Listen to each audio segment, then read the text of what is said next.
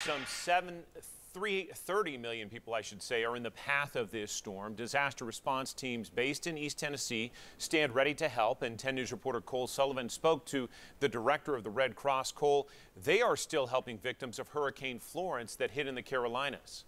John, it's been less than a month since Hurricane Florence made landfall in the Carolinas. Now, Tennessee volunteers who have just returned from flooded areas there are on the road again.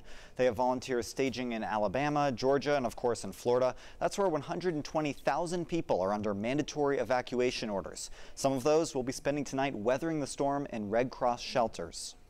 So you have a cot, you have a blanket, you have comfort care kit where we've got shampoo, conditioner, and soap. A lot of times when people don't have the opportunity to gather some of these items, we try to have this on hand. Other organizations in our area are helping too. KUB has 7 crews in the storm zone. RAM says it's monitoring the situation but ready to deploy. 5 people from AMR ambulances left this morning for Florida.